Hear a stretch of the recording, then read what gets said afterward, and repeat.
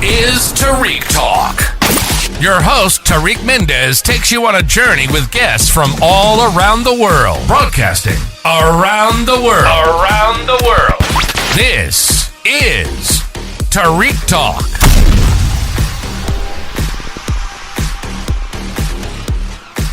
Edit. Alright guys, today I'm here with Gabriella Kramer at Affordable Art Fair in booth F3. How are you, Gabriella? I'm good. Excited to be here. Awesome. Thank you so much for being on the podcast. Can you tell me a little bit about the artwork you're exhibiting here? Sure. So this specific artwork is called I'm 1994, so I was born in 1994, and a lot of it has to do with expressing adolescence and stepping into womanhood and something a bit more mature. I use a lot of color and color pairings that are very vibrant, and there's a lot of movement on the paintings, and it's supposed to express a kind of playfulness and evoke fun, and not that everything needs to be so serious and kind of stuck in our ways. Yeah. That's so cool. And how's your creative process? Like how do you keep track of your ideas? Do you write them down? Is it organic for you? So I write a lot. I write a lot of things that evoke, that make me inspired or have emotions. So sometimes things that could have come up for me in childhood and names of paintings, and I kind of flow from that idea and that creative place. So this painting here, the Father, the Son, and the Ghost, I painted after Mexico, my trip in Mexico City. I was really inspired with the Catholic Church. And a lot of the motifs that are seen in churches and in Christianity. So I painted and used a lot of that and what I was feeling to paint. That's amazing. Yeah. And are you an artist that you like to paint during the nighttime or the daytime? How is that for you? Wow, it's all over. Sometimes really early in the morning, sometimes at 2 in the morning. Oh, nice. It's pretty spontaneous. Yeah, it's spontaneous. Yeah, it's hard for me to be 9 to 5 every day painting. Yeah. It's sporadic throughout the day. Yeah, love that. And what's your studio process like? As soon as you get to your studio, you're able to sit down and paint? Do you have a coffee, meditate, I get a coffee, and I like putting on the radio because I like being surprised. So I put on 101. And do you like the speaker, or do you prefer headphones? I actually just use my computer speaker. Oh, nice. That's just to have not something pressed up against my ears, and I like to just hear the space. Yeah. And then I kind of do a little movement and then start painting. Oh, that's so cool. And do you work mostly with paintings, or do you do other mediums? So I do mainly paint. So I do a lot of painting. Sometimes I do works on paper. Okay. But the main thing is paint. I like to get down and dirty and use a lot of mediums. Oh, that's so cool. Yeah. That's so cool. And do you work with, is it acrylic or oil pastels? So I do, it's also oil, oil pastels, oil stick, spray paint, acrylic, graphite, ink. There's about 7 to 9 different mediums on each painting. That's so cool. Yeah. And is the process very organic for you? Are you able to start a painting and do you have to finish, or can you bounce back and chill? No. Some paintings it takes me months, and there's a lot of them have layers. So it's just until I feel that I've expressed what I wanted to. Some I can finish, and sometimes I've done paintings in 24 hours of 2 back-to-back days of just being in the studio morning to night. So yeah, it really depends on where I'm at in my headspace. And do you get any anxiety? Do you feel you tell yourself, oh my gosh, I have to finish this? Definitely. Or are you an artist that you're able to step back from it, go back to real life, chill out, and then return to it? I think that's actually part of my process and part of the meditation, and I think that's what is so therapeutic about painting is constantly telling yourself that you're in for the journey, and to not give yourself a deadline in that way, and to really experience that process of it's okay to take a step back. And actually I really try and force myself to take a step back so I can relook at things differently. Sometimes you can't. Yeah. No, absolutely. I love that you're so chill, because a lot of artists that I talk to, they're so keen on finishing the work, locking themselves in the studio, and I love that you're able to step back, and probably that's why your work is so calming and relaxing to look at. It's is it portal into a chill vibe. Yeah, it's I love trying to figure out where you started, where you finished, seeing the layers. Yeah. So, but hearing you now speak about the work, it makes a lot of sense. But for the record, I'm very anxious, so I'm not that chill. Well, you're a very chill person. And do you have anything else going on this year or next year? So this is right now the last show that I've signed up for, and I'm taking a tiny bit of a hiatus just for a few months. Okay. Just to paint a little bit. I was in back-to-back shows. I did Spring Break Art Fair I had like 3 shows over the summer. Okay, congratulations. Thank you. So it was really intense. But I'm open to like having other shows. Yeah. Maybe there'll be something in the next few months, but I'm also happy for a little Congratulations. break. Yeah. Is there any other mediums you want to tackle, like photography, sculptures in the future? So my next one is ceramics. So I want to do ceramic sculptures in my abstract way. So with the glaze and painting them like kind of like figures. That can be 3D. So that's my next thing I want to tackle. I wish you the best of luck. Congratulations. Thank you so much for being on the podcast. And guys, this is Booth F3. And can you give us your Instagram account so everybody can follow you? Gabriela Kramer, Gabriela Kramer, Kramer, one word. Period. Thank you again. Thank you for listening to Tarik Talk. Follow Tarik Talk on all social media channels and check out the video interviews online.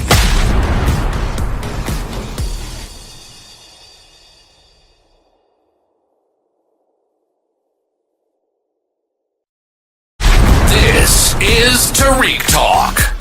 Your host, Tarik Mendes, takes you on a journey with guests from all around the world. Broadcasting around the world. Around the world. This is Tarik Talk.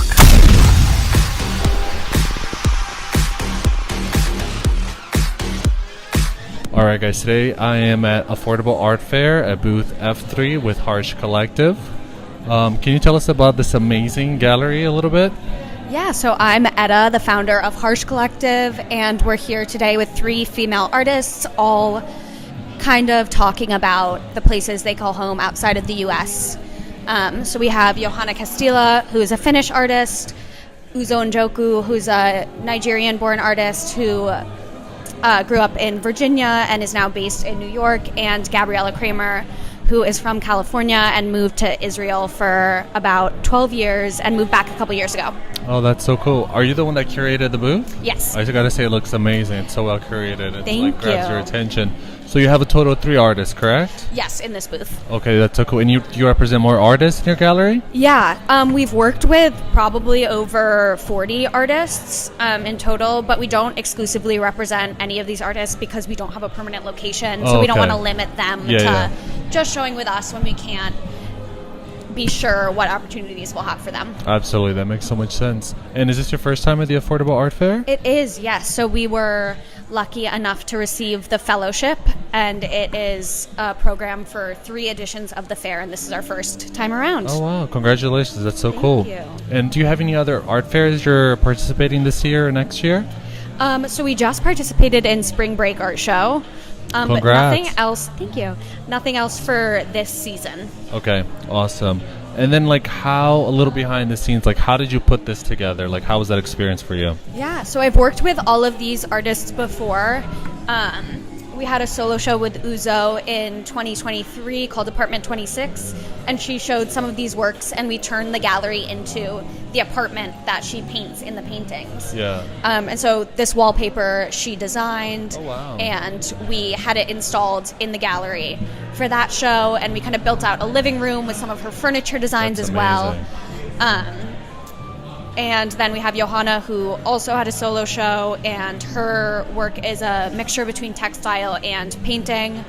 And something really interesting is that she has, because she kind of just paints freely on canvases and then tears them up and sews them back together, there's actually painting on the other side. So what we did was hang them from the center of the room so people could see both sides. That's so creative. And then we have Gabriela Kramer, who is here with us today, and she is an abstract painter, and we paired her with another artist named Nicole James. So we had small exhibitions with all 3 of these artists, and I thought they went really nicely together. Oh my god, they absolutely do. That's so cool. And do you represent mostly painters, or do you have like photographers, sculptures? Yeah, so we mostly do painters, but we're always looking for other mediums. Sculpture and photography can be a little bit hard because you have to think about printing the photography and framing it, which can be expensive.